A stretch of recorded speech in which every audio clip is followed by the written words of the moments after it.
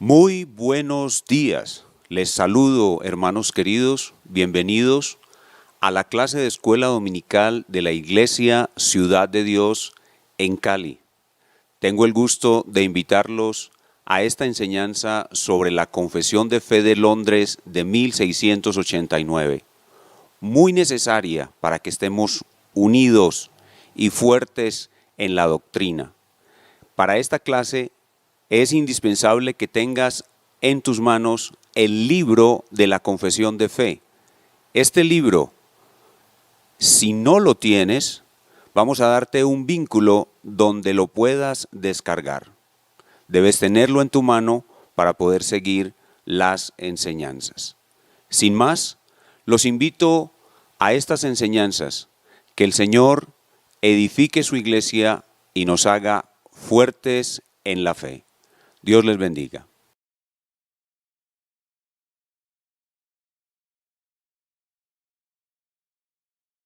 Inclinemos nuestro rostro y oremos. Nuestro Dios y buen Padre, cuán grandes son tus bondades y tus misericordias cada mañana. Todos los días de nuestras vidas tenemos que predicarnos el sagrado evangelio de nuestra salvación y recordar lo bienaventurados que somos, pues tú nos has amado eternamente y nos has devuelto bien habiéndote hecho nosotros a ti mal, y nos diste el bien supremo, que es la preciosa salvación que hoy disfrutamos. Enviaste a tu Hijo, el Señor Jesucristo, la segunda persona de la Trinidad, para que se encarnara y se convirtiera en nuestra justicia. Cristo es nuestra justicia y por Él hoy estamos nosotros delante de ti. Te damos muchísimas gracias por tan grande amor y grande misericordia. Y todos los días lo recordamos y lo disfrutamos, pero en especial en este día del Señor, el primero de la semana, el día santo, el día sagrado, y lo guardamos con gozo delante de ti, pidiéndote que nos permitas aprovecharlo al máximo para que podamos conocerte mejor. Henos aquí en estas clases, nosotros queremos conocer más tu palabra, más la doctrina bíblica, y por eso estamos aquí delante de ti. Te pedimos que nos bendigas en este estudio y que podamos con él acceder a la membresía de una iglesia bíblica y podamos seguir en el camino de la santidad, en el camino de la obediencia por el resto de nuestras vidas. Nos ponemos pues en tus manos, en el nombre del Señor Jesús. Amén. Permítame.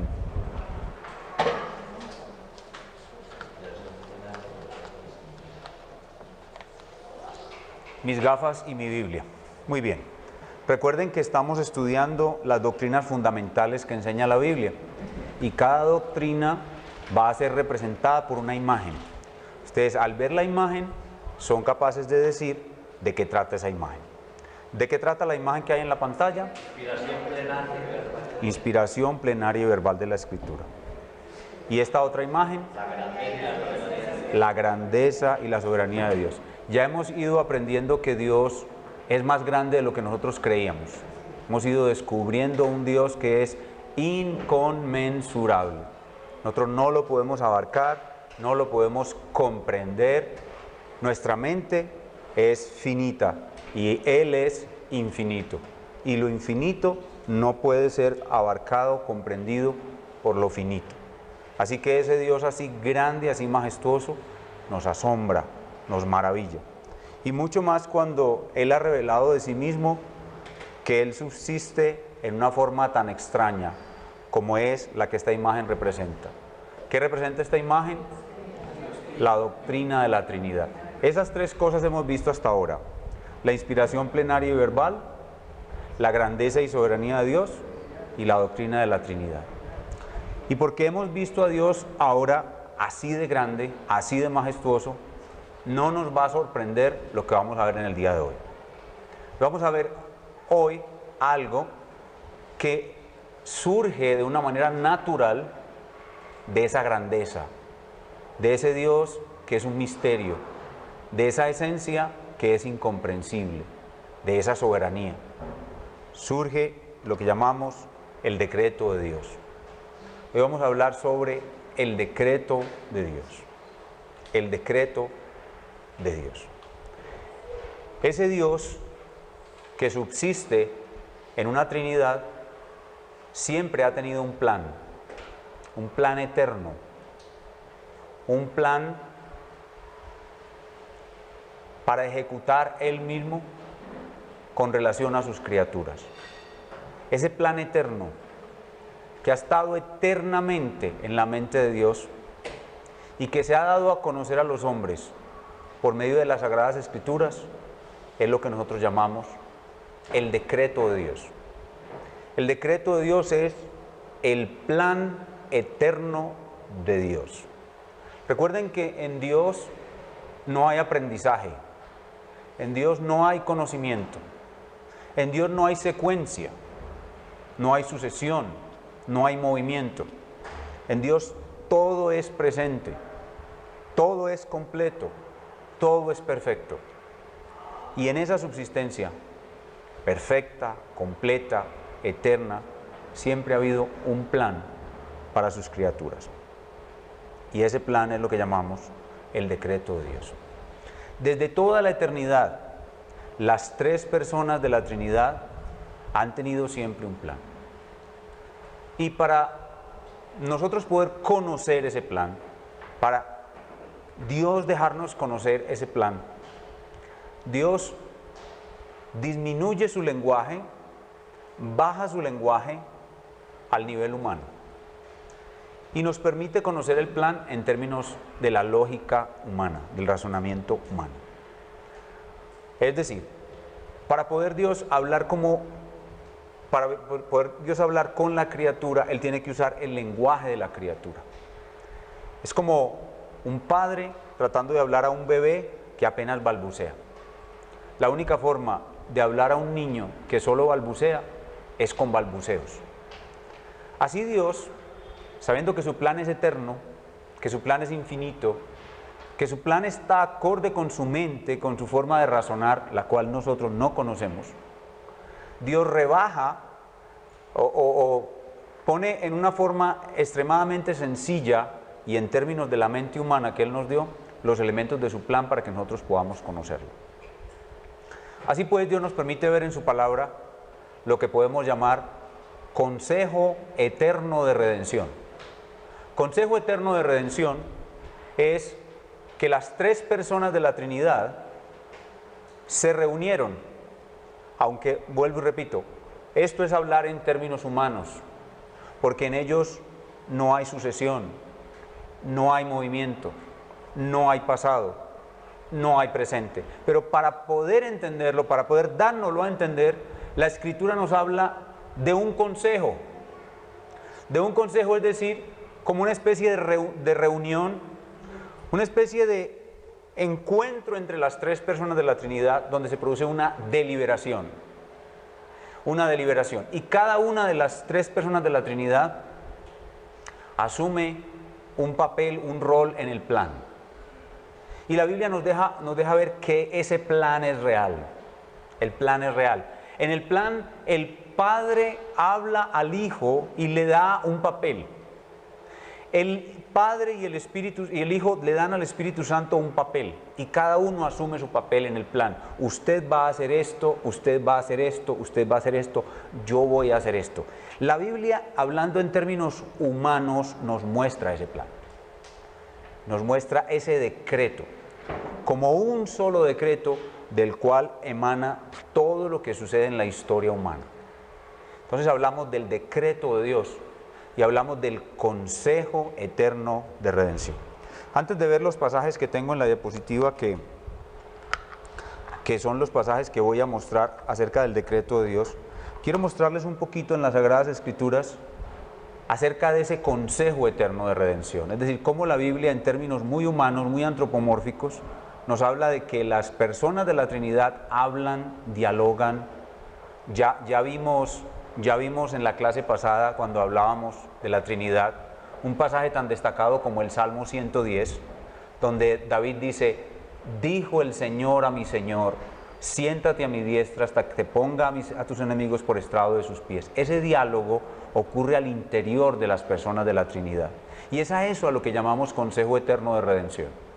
Consejo eterno de redención es la deliberación, el diálogo que se presenta entre las tres personas de la Trinidad en función de ese plan o decreto de Dios. Sin duda alguna, el pasaje donde se ve más claramente esto es Juan capítulo 17, que estuvo predicando hoy en nuestra iglesia el hermano el doctor Noé Acosta. Este Juan capítulo 17 es la oración sumo sacerdotal de Cristo, o la última oración de Cristo, y en ella se nos hace una alusión muy clara a este plan, a un plan, a una deliberación, a un consejo donde el Padre y el Hijo asumen roles, se encomiendan tareas y cumplen esas tareas. Comenzando, por ejemplo, por el verso 4. Con el verso 5. Dice Juan 17:5, ahora pues, Padre, glorifícame tú al lado tuyo con aquella gloria que tuve contigo antes que el mundo fuese. Noten ustedes a la segunda persona de la Trinidad hablándole a la primera persona de la Trinidad y pidiéndole algo con base en la gloria pasada que ellos dos tenían antes de que el mundo existiese.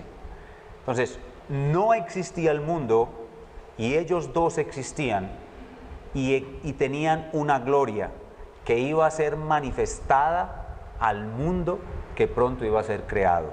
¿Qué es eso? Eso es un plan. Eso es el ser divino con un propósito en su mente, proyectando ese propósito hacia el mundo que pronto iba a crear. Pero aquí dice que todo esto ocurrió antes que el mundo fuese. Y el verso 6 nos dice, he manifestado tu nombre, es decir, he dado a conocer tu ser santo, tu divinidad, a los hombres que del mundo me diste. Esa expresión, a los hombres que del mundo me diste, ¿qué presupone? Presupone un diálogo entre ellos, ¿sí? Estamos las tres personas de la Trinidad, están reunidos, recuerden de nuevo, estos son términos humanos, en Dios no hay sucesión, en Dios no hay movimiento, en Dios no hay presente, etc. Pero dice, estábamos reunidos y estábamos deliberando de ese plan, y en ese plan tú tomaste unos hombres del mundo y me los diste. Es a eso a que nos referimos, cuando hablamos de un consejo eterno de redención, de un plan eterno, un plan perfecto. Es a eso a que nos referimos. ¿Cuándo le diste al Hijo, oh Padre, a aquellos que tomaste del mundo, que eran tuyos, y se los diste a Él? En el consejo eterno de redención. Ahora noten otro elemento, versículo 8, 7 y 8. Ahora has conocido que todas las palabras, que todas las cosas que me has dado, proceden de ti. Porque las palabras que me diste, noten de nuevo esa expresión, las palabras que me diste, ¿qué presupone? Presupone que ellos hablaron. Eso presupone que el Señor Jesucristo vino a la tierra con un guión. Ustedes saben qué es un guión. Un guión de una obra de teatro, un guión de una película. El Señor Jesucristo trajo un guión. Las palabras del guión, Él se las comunicó a aquellas personas que el Padre le dio. Entonces, no solamente en el Consejo Eterno de Redención se discutió acerca de unos seres humanos que el Padre le daba al Hijo, sino que se discutió acerca de unas palabras que el Padre le dio al Hijo y el Hijo se las dio a esas personas. Y cuando seguimos viendo el Nuevo Testamento, no solamente hablamos de los que me diste, de las palabras, sino de las obras. El Señor Jesucristo hizo milagros, grandes milagros. Cada uno de esos milagros fue establecido, preestablecido, puesto en un acta, y fue determinado el día, la hora y los beneficiarios exactos de cada milagro. Cada milagro fue puesto en el guión y Jesús cumplió exactamente el guión, lo que el Padre le dio. Cuando la viuda de Naín salía con su único hijo para enterrarlo en el cementerio de Naín, y la comitiva que venía con Jesús desde el sur, desde Jerusalén, se topan con el cortejo fúnebre de la viuda de Naín y se topan justo en la puerta del cementerio. Eso no es casualidad. Eso fue escrito exactamente. Por eso cuando su madre María le dice, no tienen vino, él se enoja con ella. Porque el que le mandó a hacer el milagro de las bodas de Caná no fue ella, sino el Padre. Por eso él se enoja con ella y le dice una palabra de disgusto. ¿Qué tienes conmigo, mujer? Es decir, la relación entre usted y yo es distinta ahora. Usted no puede mandarme a mí, porque aún no ha llegado mi hora. Usted no puede mandarme a mí. A mí el que me manda es el Padre. El milagro de las bodas de Canaán no se hizo por la intercesión de María, fue un decreto del Padre. Y el Señor Jesús lo cumplió en el momento preciso que el Padre le encomendó. Por eso Él le dijo, aún no ha llegado mi hora. Entonces, todos los individuos que iban a ser salvos, las palabras que Jesús iba a predicar, los milagros que Jesús iba a hacer, todo fue acordado en un decreto. Todo fue escrito en un decreto. Y eso es lo que llamamos nosotros el decreto de Dios. Y ese decreto fue establecido en una reunión entre las tres personas de la Trinidad. Y esa reunión es lo que llamamos el Consejo Eterno de Redención. Hoy en día las iglesias del Señor Jesucristo no creen esto. Ellas están muy influenciadas por ideas contrarias que tienen que ver con el libre albedrío, y las personas de hoy en día no creen en un Dios que ha predestinado todo lo que sucede. No creen en eso. Creen más bien en un hombre que actúa siendo señor de su propio destino, y un diablo que se inmiscuye en el mundo y cambia todas las cosas a su amaño. Pero no creen en un Dios que controla todo y predestina todo. Esta doctrina del decreto de Dios ha sido totalmente olvidada por la iglesia de nuestros días, y es absolutamente necesario, si Dios ha de ser grande ante nuestros ojos, que la doctrina del decreto de Dios sea de nuevo creída por la iglesia del Señor Jesucristo. Entonces vamos a ver los textos que tenemos en pantalla y vamos a mostrar en esos pasajes que existe algo que puede ser llamado el decreto de Dios, y cómo ese decreto de Dios abarca todas las cosas, y ese decreto de Dios es totalmente infalible, y ese decreto de Dios es universal, es la voluntad de Dios para toda su creación en todos los tiempos. Comencemos en Isaías 14, versículos 24 al 27. Isaías 14, versículos 24 al 27.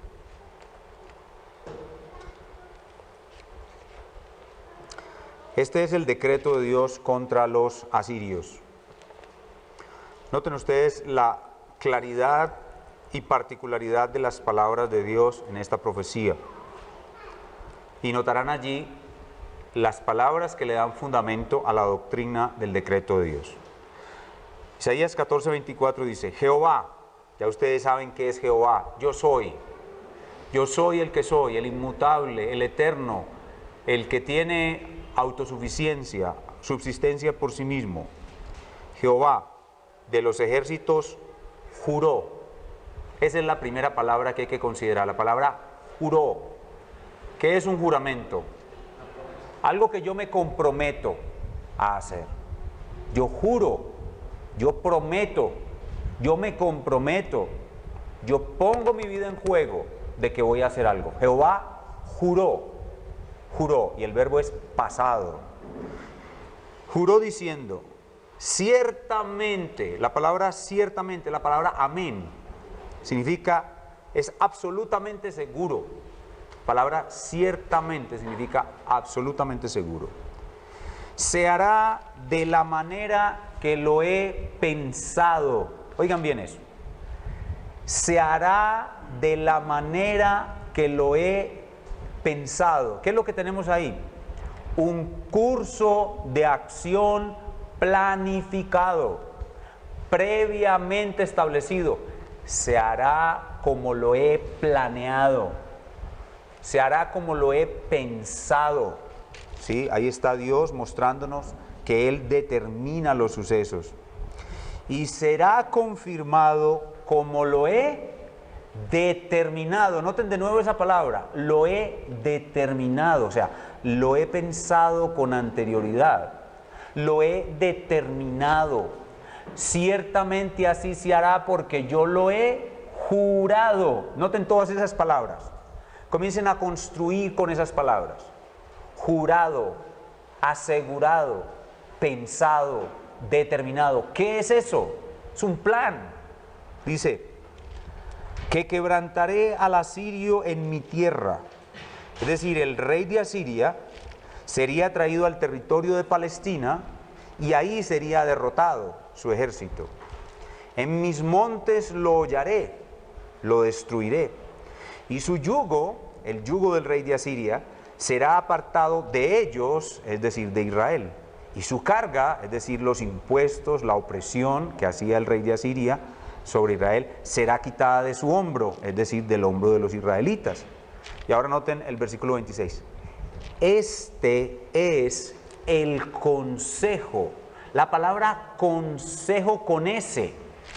La palabra consejo dice, este es el consejo que está acordado.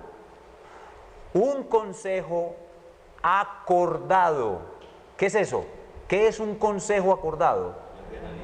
Un plan.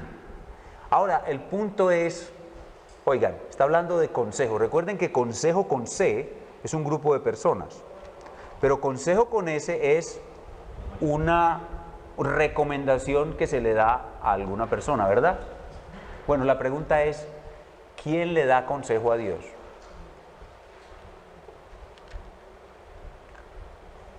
¿Alguien puede darle consejo a Dios? Hay solo una persona que puede darle consejo a Dios. Dios mismo. Dios es una Trinidad.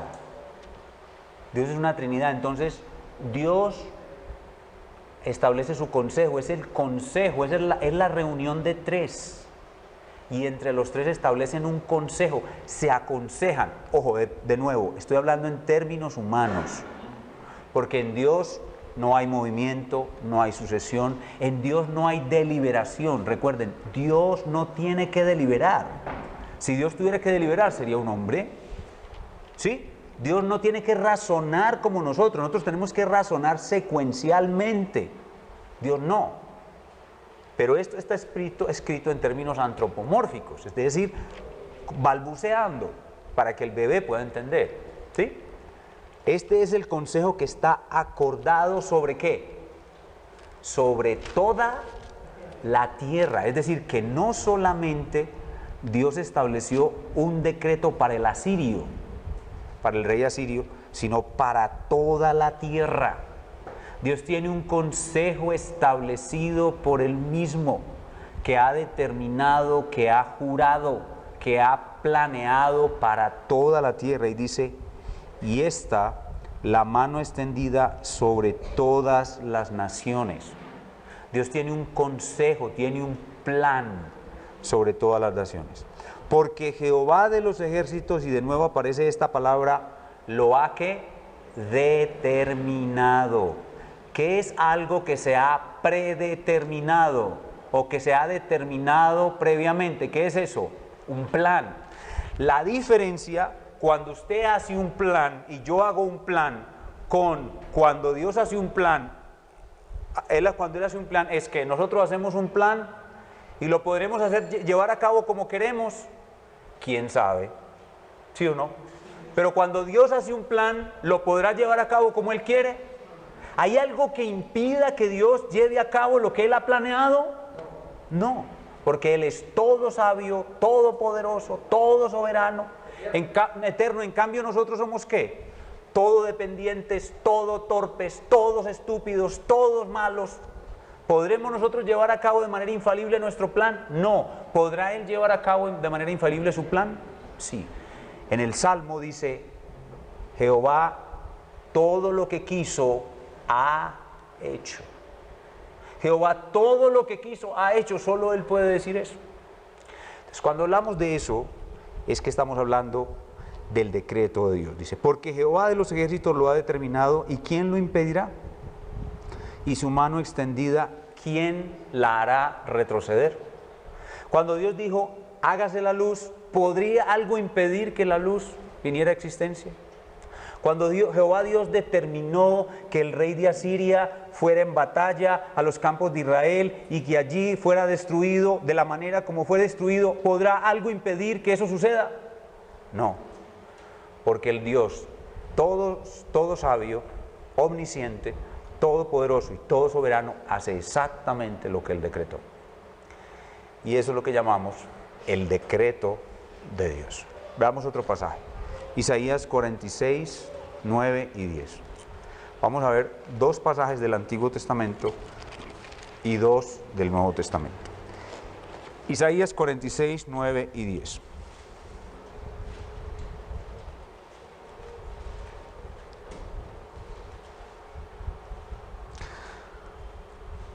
Acordaos de las cosas pasadas desde los tiempos antiguos. Dios le dice a Israel, acuérdense que en el pasado yo los libré, porque yo soy Dios y no hay otro Dios, y nada hay semejante a mí. ¿Por qué Dios es totalmente diferente a todo? Dice el verso 10, que anuncio lo porvenir desde el principio y desde la antigüedad lo que aún no era hecho, que digo, mi consejo permanecerá y haré todo lo que quiero. ¿Cuál es la diferencia entre Dios y los ídolos? Los ídolos no saben lo que va a suceder. En cambio, Jehová anuncia lo por venir desde el principio. Pero atención, bueno, Él es el alfa y omega, el principio y el fin. ¿Por qué Dios anuncia lo por venir desde el principio? Porque tiene un telescopio mágico que le permite ir al futuro, ver lo que sucede y luego venir y decírnoslo. No, Dios anuncia lo por venir desde el principio, no porque lo ve, sino porque Él lo ha decretado. Dice, mi consejo permanecerá. ¿Qué es su consejo? Su plan, su decreto. ¿Por qué Dios sabe el futuro? O porque Él lo ha decretado. Dios no ve el futuro, Dios decreta el futuro. ¿Sí? Y por eso es que lo anuncia. Y por eso los ídolos no son nada, porque un ídolo no puede anunciar el futuro, ni hacer que acontezca. Esa capacidad, esa característica en Dios es lo que llamamos su decreto eterno, el decreto eterno de Dios. Entonces, ese decreto, como Dios es eterno, ¿cómo es su decreto? Eterno. Como Dios sabe todas las cosas, ¿qué abarca ese decreto? Todas las cosas. Como Dios es infalible y su voluntad no puede dejar de cumplirse, ¿cómo es ese decreto? Infalible. Entonces ese decreto es eterno, ese decreto es universal, ese decreto es infalible. Veamos Efesios 1:11. Efesios 1:11.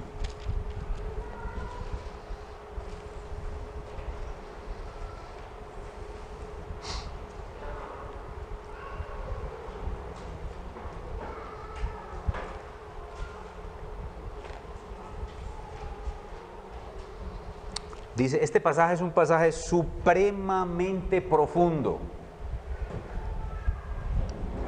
Este pasaje es para una predicación el solo. Efesios 1:11 dice, en Él, o sea, en Cristo, cada vez que ustedes encuentren esa expresión en Él o en Cristo, se refiere a la doctrina de nuestra unión con Cristo. En Él, asimismo, tuvimos herencia. Miren, no nos hemos muerto. Y ya el Espíritu Santo está diciendo en pasado que nosotros tuvimos una herencia. ¿Eso qué significa? ¿Que habrá alguna posibilidad de que se nos quite la herencia? Si alguien, desde el pasado, sin que el futuro acontezca, está anunciando que nosotros ya tuvimos una herencia sin haberla tenido, ¿eso significa que podrá haber alguna posibilidad de que no la obtengamos? No. En Él asimismo, en Cristo, tuvimos herencia, habiendo sido predestinados.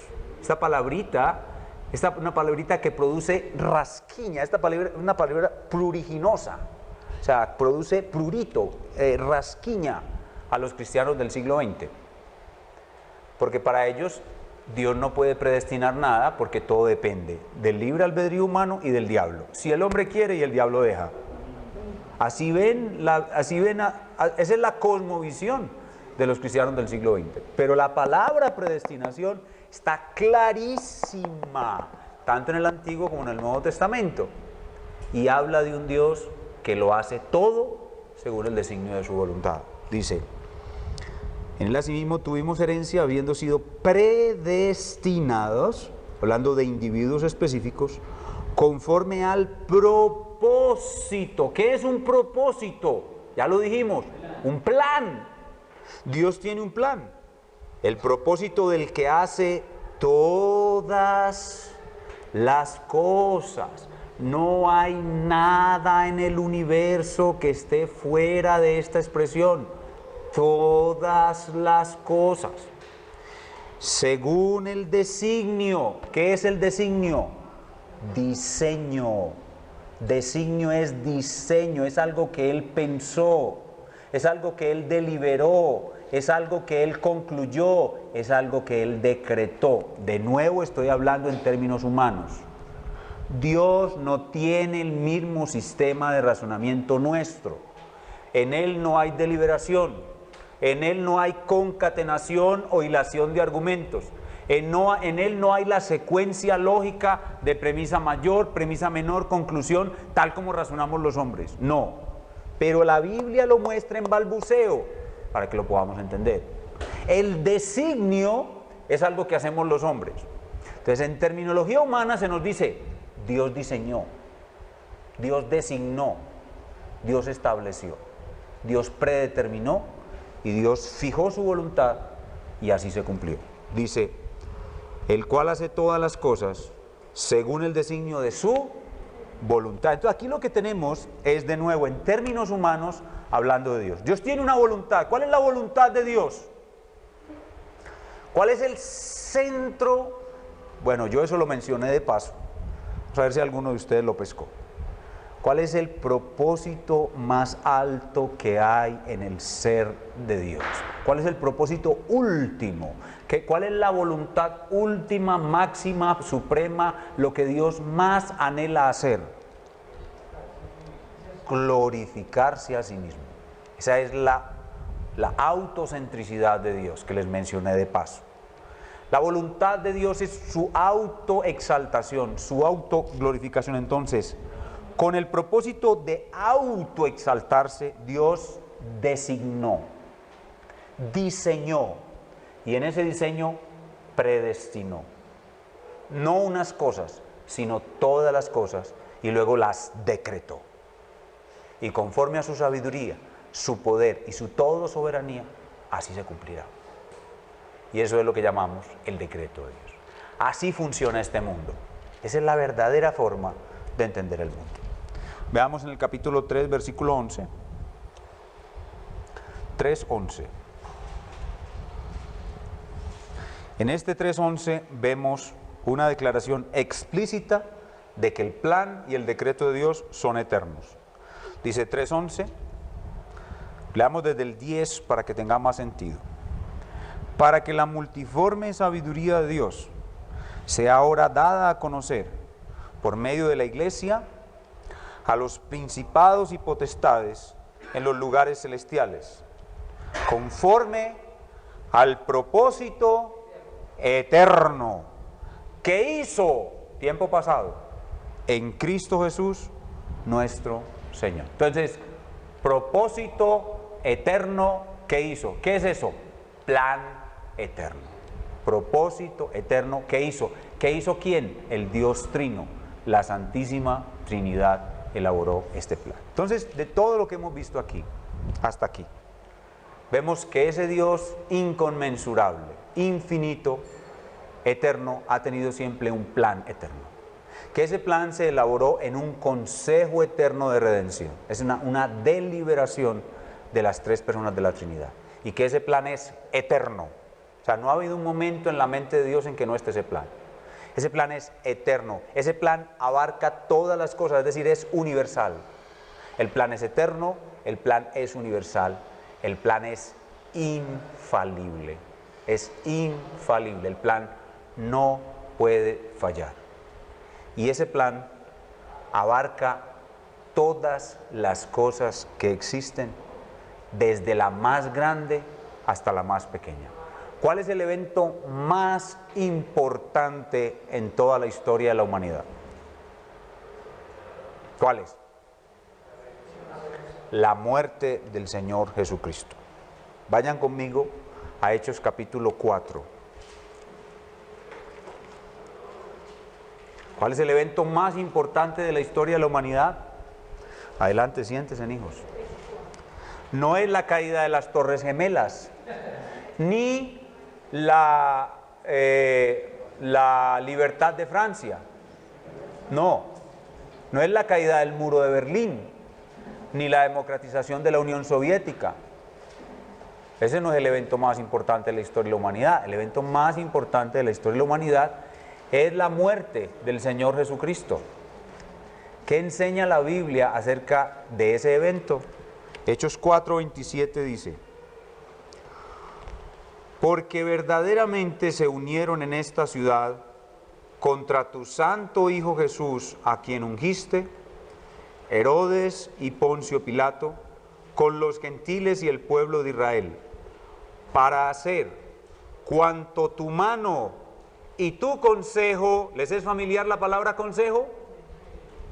Para hacer cuanto tu mano y tu consejo habían antes determinado que sucediera. ¿Qué es eso? El decreto de Dios. Jesucristo murió porque así Dios lo decretó. Escuchen bien, Él es el Cordero de Dios que fue inmolado antes de la fundación del mundo. Primera de Pedro capítulo 2. Él es el Cordero de Dios que fue inmolado. ¿En dónde?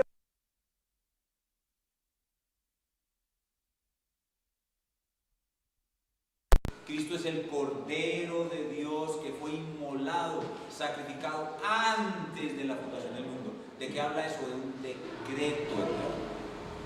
Entonces, ¿el evento más importante de la historia de la humanidad fue decretado por Dios?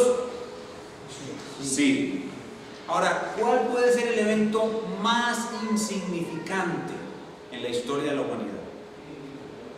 El evento más insignificante en la historia de la humanidad es la caída de un pelo. La caída de un pelo. ¿Qué dice la Biblia sobre la caída de un pelo? Mateo capítulo 10. Mateo capítulo 10. Mateo capítulo 10. La muerte de un pajarito o la caída de un cabello son los eventos más insignificantes en la historia de la humanidad. ¿Y qué dice la Biblia con respecto a ellos? Mateo 10:29 dice: no se venden dos pajaritos por un cuarto, la moneda de menor valor de la época. Con todo, ni uno de ellos cae a tierra sin vuestro pago. Pues aún vuestros cabellos están todos contados, y en algunos no tuvo que contar mucho. Porque tenemos solo 3 pelos, o nos quedan 3 pelos. El evento más importante en la historia de la humanidad fue decretado por Dios.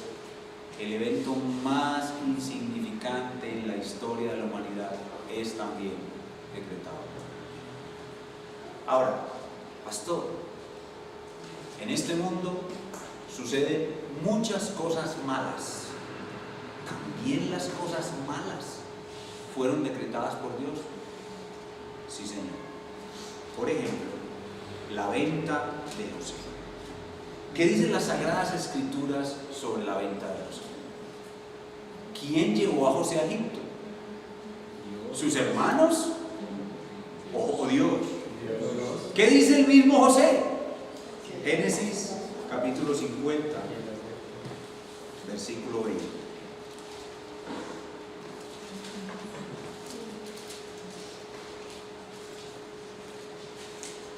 Veamos mejor José se descubre primero a sus hermanos en el 45.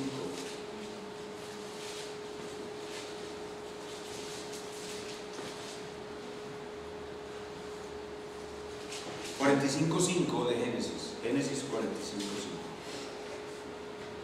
Ahora pues, dice José a sus hermanos cuando se les descubre: no os entristezcáis ni os pese de haberme vendido acá, porque para preservación de vida me envió Dios delante de vosotros. Pues ya ha habido 2 años de hambre en medio de la tierra, y aún quedan 5 años en los cuales ni habrá arada ni siembra.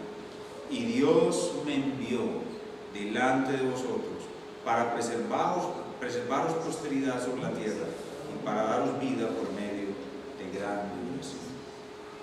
Las cosas buenas que suceden las cosas malas que suceden en este mundo están todas en el decreto de Dios.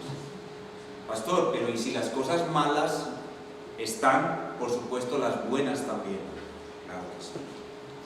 La palabra de Dios dice en Efesios capítulo 2, versículo 10, que usted y yo tenemos una gran cantidad de buenas obras que Dios predestinó de antemano para que nosotros las hiciéramos.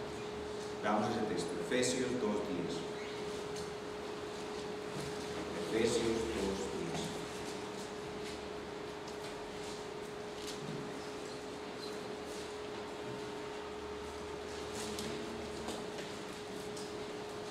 Efesios 2:10.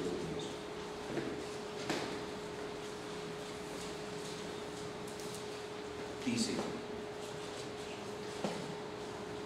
desde el 8 para que tenga más sentido: porque por gracia sois salvos por medio de la fe, y esto no de vosotros, pues es don de Dios, no por obras, para que nadie se gloríe, porque somos hechura suya, somos obra de arte suya, poema es la palabra ahí, hechura, creados en Cristo Jesús para buenas obras, las cuales Dios preparó de antemano para que anduviésemos.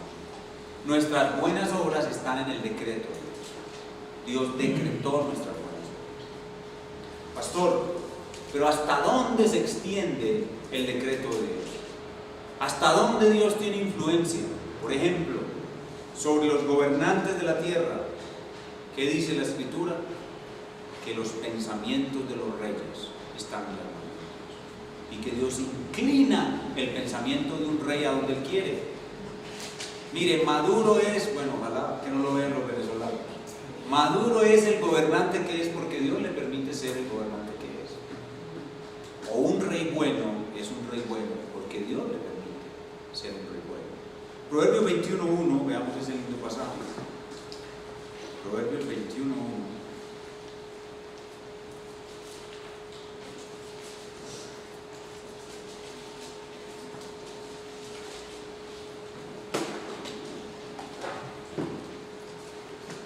Dice la palabra del Señor. Proverbios 21:1.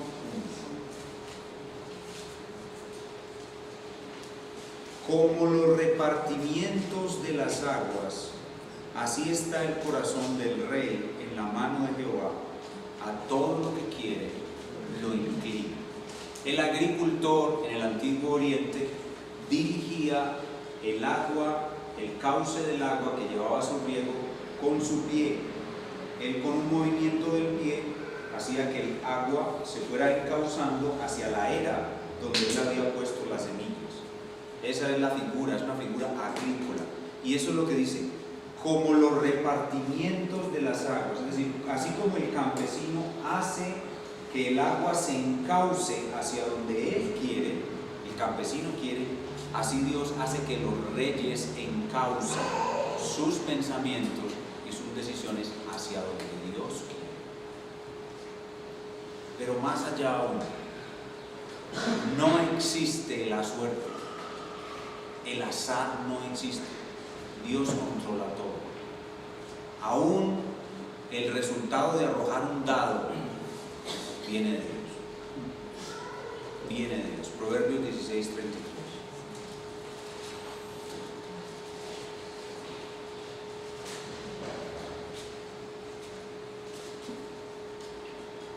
Dice: la suerte se refiere a los dados, se echa en el regazo. Ustedes saben, el regazo es esto. La suerte se echa en el regazo, mas de Jehová es la decisión de él. No existe la suerte. Ustedes saben que para probarnos Dios, o para mostrarnos, enseñarnos Dios que no existe la suerte, Él usó la suerte. Por ejemplo, ustedes conocen Urim y Tumim. Eran unas piedras que el sumo sacerdote tiraba para conocer la voluntad de Dios, favorable o desfavorable. Cuando el sacerdote tiraba Urim y Tumim, el rey sabía la voluntad de Dios. La tierra prometida se repartió por suertes. ¿Por qué? Porque no existe la suerte.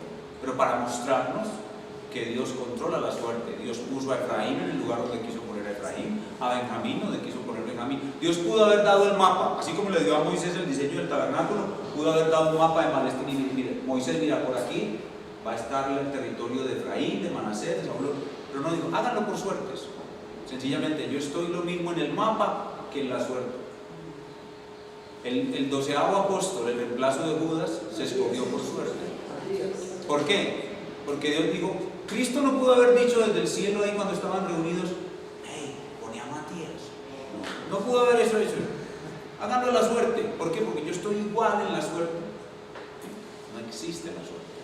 Por eso, yo puedo morir en un accidente, pero nunca moriré accidentalmente. ¿Sí? Yo puedo morir en un accidente, pero nunca moriré accidentalmente. Dios ha decretado cómo voy a morir, y así voy a morir. Incluso el azar, no solamente al tirar un dado, sino las cosas que supuestamente ocurren por casualidad. La casualidad no existe. La chepa no existe. No existe la chiripa, eso no existe. Ve que de chiripa no existen las balas perdidas. Todas las balas perdidas tienen una dirección. No existen. No existen las balas perdidas. Nadie debe decir me mató una bala perdida. Las balas nunca están perdidas. Las balas van exactamente donde Dios quiere que vayan. ¿Sí? El caso del rey Acab, en 1 de Reyes 22:34. Acab y Josafat se juntan para pelear con el rey de Siria. Y Acab, a quien Micaía, el profeta de Jehová, le había dado ya sentencia de muerte y le dijo, usted no va a volver vivo de allá. Y si usted vuelve vivo, yo no soy profeta de Jehová. Y lo metieron a una cárcel aguantando hambre. Y Acab, creyendo que iba a burlar a Dios, se disfrazó para entrar en la batalla y Josafat entró vestido de ropas reales. Y cuando la batalla se fue contra Josafat, Josafat gritó, Dios lo libró. Y dice que un soldado a la aventura tiró una flecha. Y la flecha se le metió justo en las junturas de su armadura, o sea, en el espaciecito en que dos placas metálicas se juntan, por ahí se metió la... y la tiró a la aventura. Eso significa que la aventura no existe. La chepa no existe, la chiripa no existe, el azar no existe, la casualidad no existe.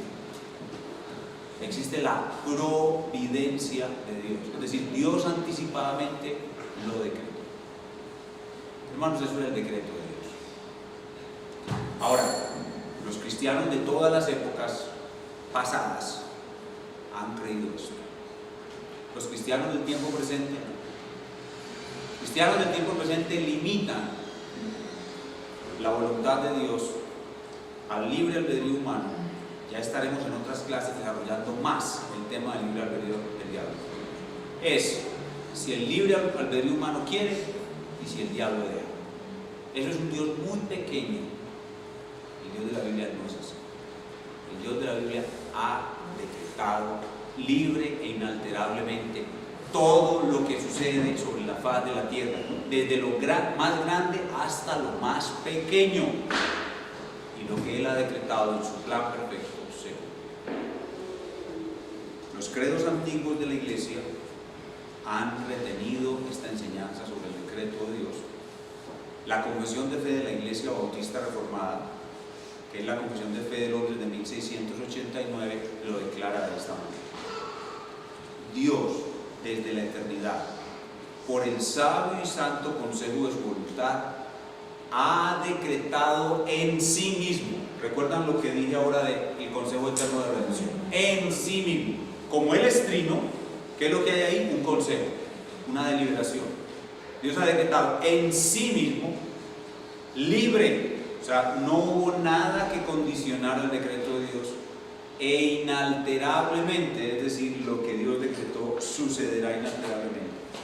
Todo lo que sucede, desde lo más grande hasta lo más pequeño, pasando por lo malo, pasando por lo bueno, pasando por el pensamiento del rico, pasando por el pensamiento del pobre, pasando por el gobierno de un rey, pasando por el azar, por la chiripa, por la chepa, todo lo ha decretado Dios. Sin embargo, Dios lo ha hecho de tal manera, y aquí viene un misterio que vamos a elaborar mejor en la próxima clase.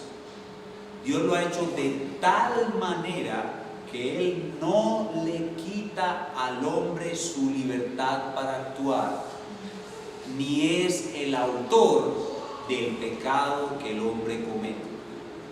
Así que Dios decreta de tal manera que Él no es el autor del pecado que el hombre comete, aunque Dios lo permite. Los que estuvieron estudiando conmigo la doctrina de la sabiduría del bien y el mal aprendieron que Dios manipula el mal sin tocarlo. Dios usa el mal, aunque Él no es su autor. Entonces Dios decretó de tal manera que Él no es autor del pecado, ni tiene comunión con el pecado de nadie, ni hace violencia a la voluntad de sus criaturas. Es decir, Dios no está forzando a la gente a que haga lo que Dios quiere. Dios usa la mente, el corazón de los hombres para que los hombres hagan lo que ellos quieran, pero cuando hacen lo que quieren, terminan haciendo lo que Dios decretó. Y eso es un misterio. Vamos a ver en la próxima clase. Es el misterio de la soberanía de Dios y la responsabilidad humana. La trascendencia de Dios y la inmanencia de Dios. Como Dios trasciende al decretarlo todo, pero a su vez es inmanente porque tiene un control detallado de todo lo que hace el hombre, sin ser autor del pecado ni hacer violencia a la voluntad libre de sus criaturas.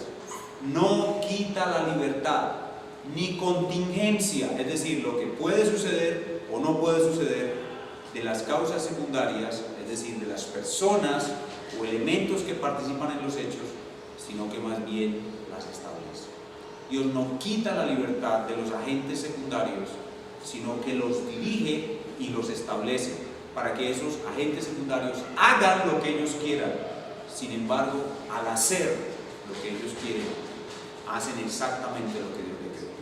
Por ejemplo, un rey Maduro decide que el decreto de amnesia, como él lo llama, hay que atacarlo. Bueno, es Dios el que está permitiendo que Maduro ataque el decreto de amnistía que la Asamblea Nacional promulgó. El gobernante hace lo que quiere, pero a la vez está haciendo lo que Dios decretó. Dios mueve sus hilos, mueve las cosas. Aunque el hombre no es una marioneta en las manos de Dios, el hombre es una gente libre y responsable. Cuando el hombre hace lo que hace exactamente lo que Dios decretó, lo que Dios quiere. Por eso el rumbo de esta humanidad perdida, donde hay tanto mal, nunca está fuera de control. Dios siempre tiene el control y toda esa masa de cosas malas está conduciéndose exactamente al lugar donde Dios quiere que llegue. Cuando presentamos esto así, surgen algunas preguntas necesarias que debemos discutir. Por ejemplo, ¿entonces Dios es el autor del pecado? No. La Biblia dice claramente que el autor del pecado es el hombre. Dice, no, Dios no es el autor del pecado, es del hombre la culpa de la presencia del mal. El mal existe por el hombre. El hombre es una criatura libre y responsable y él fue el que introdujo el mal cuando fue tentado por la criatura angélica. Entonces, Dios no es el autor del pecado. El mal no existe por Dios, sin embargo, Dios lo permitió para usarlo para un propósito más alto. Entonces el hombre es un títere en las manos de Dios y no tiene libre albedrío. La respuesta es no. El hombre no es un títere en las manos de Dios. El hombre tiene libertad para hacer lo que quiere. Ya discutiremos qué tan libre es el albedrío. Hoy se habla del libre albedrío como si fuera la gran cosa. Realmente tal libre albedrío como nos lo imaginamos hoy no existe. Pero sí existe que el hombre es libre y responsable para hacer lo que él quiere. El hombre hace lo que quiere conforme a su naturaleza. Y cuando hace lo que hace exactamente lo que Dios decretó, sea malo o sea bueno. Toda acción mala o buena de los hombres encaja en el plan de Dios y conduce esos eventos hacia lo que Dios quiere que sean conducidos. Entonces el hombre es un títere en las manos de Dios y no tiene libre albedrío. La respuesta es no. El hombre es libre y responsable, pero nosotros no estamos diciendo, como algunos nos acusan, que Dios determina todo sin darle participación a la responsabilidad humana. Y eso es lo que se conoce como fatalismo o determinismo, ¿no? Nosotros creemos que la Biblia no enseña el fatalismo. El fatalismo es no tener en cuenta la responsabilidad humana. Los musulmanes, por ejemplo, son fatalistas. El musulmán dice, si es la voluntad de Alá que me atropelle un carro en esta esquina, así lo pase en rojo, lo pase en verde, da igual porque Alá lo determinó, y se pasa sin mirar el semáforo. Eso es un fatalista. Nosotros no somos fatalistas, nosotros miramos el semáforo. ¿Por qué? Porque Dios dijo que nosotros debemos cuidar nuestra vida, no matarás. Tenemos que ser responsables con nuestra vida. Entonces, si el semáforo está en rojo y yo paso, pues es muy probable que me mate un carro. Es más probable que me mate un carro. Puede que no. Ahora, puede que lo pase en verde y de todos modos pase el carro y me mate. Sí, entonces eso fue la voluntad de Dios. No de Alá, pero sí de Dios. Pero yo no tengo que pensar lo que Dios determinó. Yo tengo que pensar en lo que yo tengo que hacer aquí. Es mi responsabilidad. Es que mi matrimonio va a ser bueno si Jehová lo decretó. No, compañero, está bien que su matrimonio va a ser bueno si Jehová lo decretó, pero usted tiene que ser un buen marido. ¿Cuál es su responsabilidad? ¿Pensar en el decreto de Dios o pensar en su responsabilidad? Tiene que pensar en su responsabilidad. Ese es el equilibrio. Soberanía de Dios, responsabilidad del hombre. Pero lo perfeccionaremos, lo profundizaremos más en la siguiente clase. En esta clase solamente debemos pensar en que Dios decretó todas las cosas desde la eternidad, abarca todo lo que existe y ese decreto es inalterable. Dios decretó y así se cumplirá. Pastor, abarca todas las cosas. una de las cosas que siempre se nos señala como fatalistas y deterministas, y una de las cosas que enseña el fatalismo es que es ciego. El fatalismo es ciego y es impersonal. Sin embargo, nuestro Dios todo lo ve y es una persona. Y eso es algo. Así es. Es un misterio que debemos reflexionar sobre él más profundamente, pero es un misterio que va a traer mucha paz, mucha tranquilidad a nuestras vidas. El saber que la vida en este mundo funciona así. Dios es soberano y yo soy responsable. Eso lo vamos a ver más en la próxima clase. Entonces, habiendo hecho esas dos aclaraciones, que Dios no es el autor del pecado, es decir, el decreto de Dios incluye el pecado, pero de una manera permisiva. Dios permite que el hombre peque, y cuando el hombre peque, hace realmente lo que Dios le permitió hacer, y eso está dentro del decreto de Dios. De tal suerte que Dios no es el autor del pecado, pero el decreto de Dios no excluye la libertad humana.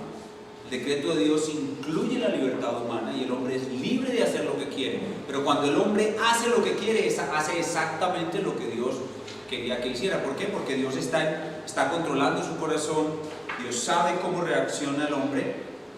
Por ejemplo, ¿por qué creen ustedes que Salomón pudo definir cuál de las dos mujeres que se presentaron con un niño vivo ante él era la mamá? Porque Salomón conocía el corazón de una madre y sabía cómo reaccionaría una madre ante una situación determinada. Y Salomón creó una situación artificial, que es partir el niño en dos, para provocar la reacción del corazón de una verdadera madre y así distinguirla. Así Dios conoce todo nuestro ser. Dice la Escritura que ni siquiera ha subido la palabra que yo voy a decir y ya la sabe. Entonces Él dispone todo, controla todo para que yo quiera y para que yo haga.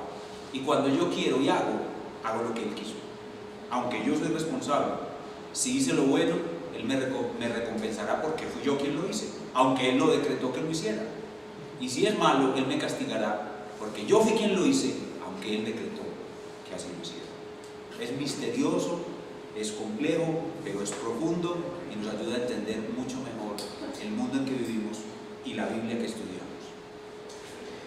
Terminamos diciendo que debemos confiar en el control soberano que Dios tiene de todas las situaciones aflictivas de nuestra vida. La doctrina del decreto de Dios es una doctrina extremadamente consoladora porque le da al mal un propósito en nuestras vidas. Le da al mal un lugar y un propósito en la obra de Dios en nuestros corazones. Si Dios no fuera soberano sobre el mal haría sobre nosotros una sin razón, un sinsentido, un no sé quién soy yo, ni sé para dónde voy. Pero Dios controla el mal y por eso en todas las situaciones aflictivas yo puedo confiar que en ese decreto hay un propósito bueno para mi vida y que Dios lo está llevando a donde Él quiere. Porque todas esas situaciones aflictivas de nuestra vida Él las ha decretado y las controla perfectamente para nuestro bien. Por eso, como dice el famoso autor del libro, confiando en Dios aunque la vida duela, debemos confiar en Dios aunque la vida duela. Porque Dios ha decretado todo y lo tiene estipulado para nuestro propósito. Bien, vamos a orar pidiéndole al Señor que esta verdad cale en lo profundo de nuestro corazón y vamos a tratar de escuchar algunas de vuestras preguntas. Padre eterno, Dios todopoderoso, todo soberano, nosotros creemos que tu grandeza incluye esto que hemos llamado el decreto de Dios. Tu grandeza incluye un decreto eterno, un decreto infalible, un decreto universal, un decreto que incluye todas las cosas, desde la más grande hasta la más pequeña, un decreto que excluye la posibilidad de que tú seas autor del mal, un decreto que excluye la posibilidad de que los hombres sean títeres en tus manos, un decreto mucho más sabio de lo que nosotros podemos entender, pero un decreto en el cual podemos confiar. Cristo es el único que puede abrir el libro y desatar sus 7 sellos.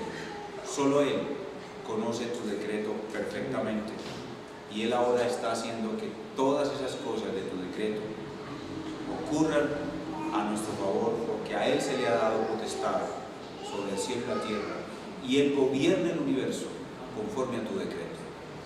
Él lo hace. Cristo gobierna el universo conforme a tu decreto porque Él fue el único que fue hallado digno de abrir el libro y desatar su sello. Él es el único. Y por eso Él ahora gobierna el universo conforme al decreto eterno, conforme a ese libro que así está escrito.